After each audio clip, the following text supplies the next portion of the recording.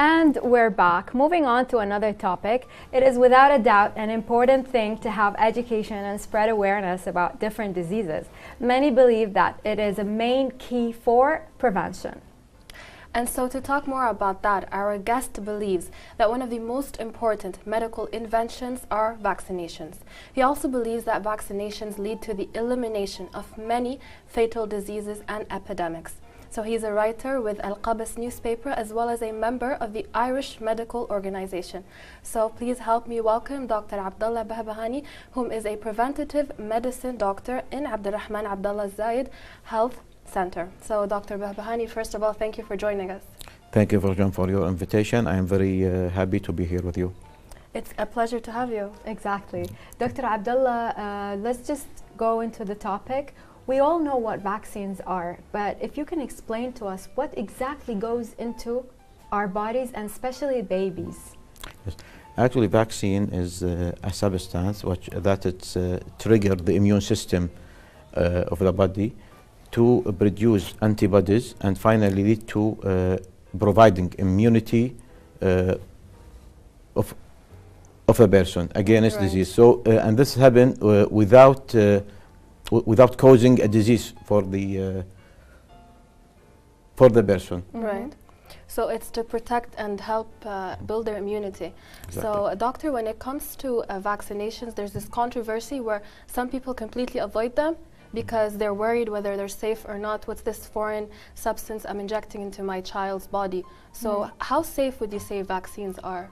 Yes, actually, before I speak about safety of the vaccine, before license any vaccine and release it to the market, it will go under extensive lab studies, and after it passes all these randomized controlled trials, it will release to the market, and even after that, it will be continuously monitoring its safety and effectiveness. Right. So you would consider them relatively safe for administration? Yes, actually, there is a possible side effects which is usually mild and temporary. Like fever, for example? Like fever, well, there is like a redness, swelling, pain and at the injection site, but this is actually temporary. Right, right. And when we consider that, we have to balance the benefit versus the risk. Of course. Yes. And of course, the benefit is much more.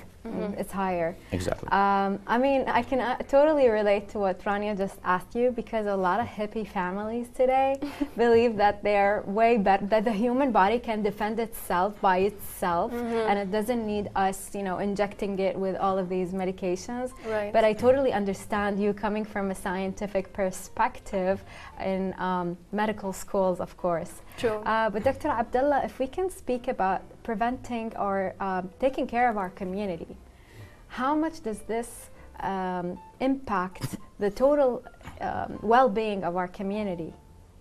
Yes, actually, the vaccines give the protection not only for the body who is vaccinated, but also for the community. Well, let me say it in another word. If the rates of vaccines become higher among the population, that means there is actually there is a special groups of the population which they cannot be vaccinated due to medical reasons. For example, let's assume some live vaccine like measles. I cannot give it to those who have immunodeficiency or taking chemotherapy or radiotherapy. Oh. Those people, actually, if I protect the surroundings, like for example in the school, if I immunized all the students, exactly, all the children in the class, the remaining one who cannot be vaccinated for such reason, this one will have a shield and a protection. Right. That's known actually as a herd immunity, and it's proven. That's a very positive way of looking at it. That's true, yes. Protecting all children because it's for the benefit of them all. Exactly. Right. And doctor, given that you've mentioned school, growing up, we would get vaccinations in school, but the one vaccine that I clearly remember is the one that leaves a mark on our left arm. So that's the BCG vaccine, I believe it is. Exactly, there's a BCG vaccine, and now it's given at age 3 months in Kuwait. Age 3 months, okay. I thought it was as soon as possible, close to childbirth, or is that? In some cases, I think in some countries like India, they give it at life. Yeah, the first month of life. So tell us more about the vaccines that are available in Kuwait. I mean, is it an international standard that all countries must follow, maybe under the World Health Organization, or what are they in Kuwait specific? Yes, actually in Kuwait, if I speak about the vaccinations in Kuwait, it's actually, I can divide it into routine vaccination for the children, which is every child should get them, and there is actually an optional vaccines for which either for the children or adults. Right. For example, we have as a routine vaccinations, we have 13 vaccinations, which is really resemble those in other countries. But actually, there is a slight difference between each country. Right. Okay. Would you tell us more about these and why they're so important? I mean, why in specific these vaccines? I mean, are we trying to eradicate like global diseases that have had such high numbers in the past? Yes. Yes, actually, for example, we have like, let me talk about the poliomyelitis. Right. Poliomyelitis in India alone, in 90s in the previous century,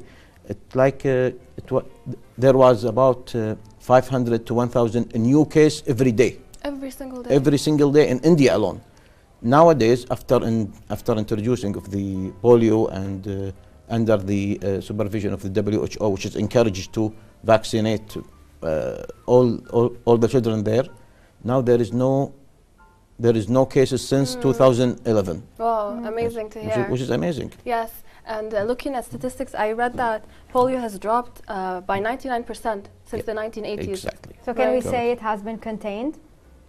The polio? Yes. There are still actually maybe 3 countries that still they have very few cases. So actually we can say it's not eradicated yet.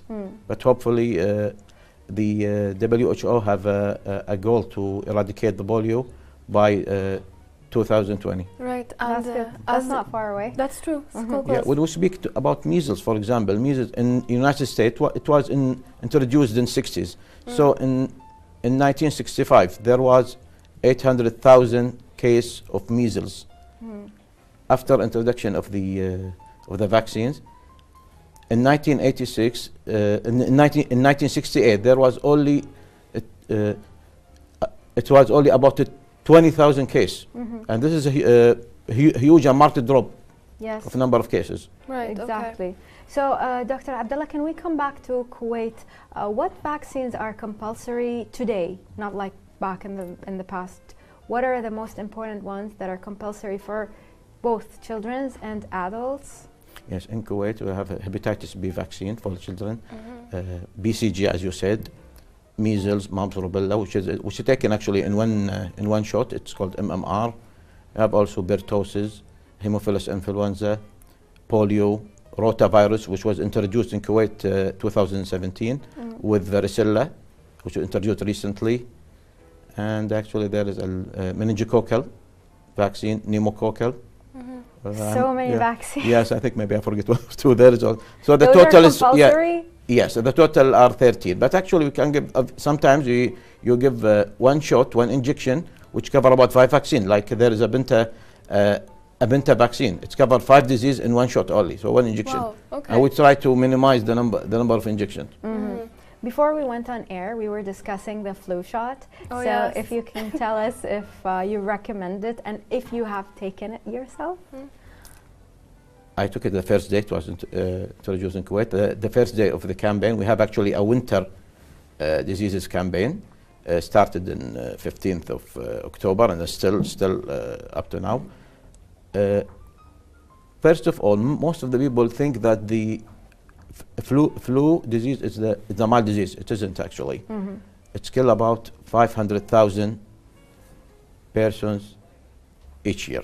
Worldwide. Worldwide, yeah, of course. It's a big number still. Yeah, exactly. And this means it's not a simple Not and any- mild disease. Yes, it's serious.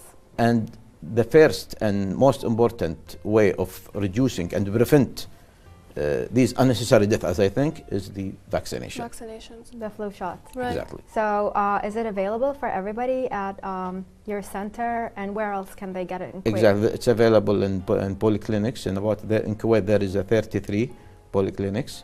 It's distributed among most of the districts of Kuwait. Okay. And it's available for everyone. There is actually they cannot take it, but the only contraindication is the children below 6 months, they cannot take this vaccines. Otherwise, they cannot take it. Yep. Right. And well, doctor, this is all the time we have for this evening. So thank you so much for your time and the information you've provided with us. And I hope it's a reminder for people watching us to do take their vaccines because they are very important. And the flu shot is available, guys. Go get and it. This nice doctor here is ready to welcome you and your children, but most importantly, not under the age of 6 months. Thank you so much for being with us. Thank you. Thank you very much. I just want to say one last word. Please go ahead. Yes, for the flu shots, there is a high risk group. It's recommended that they should take it, like for pregnancy, diabetic, those who have chronic diseases, and elderly. Right. Fantastic. Thank you so much, Dr. Abdullah Behbehani. Thank you. Thank you for joining us. Thank you. Introducing the trending segment report, let's check out Kuwait women's hockey team.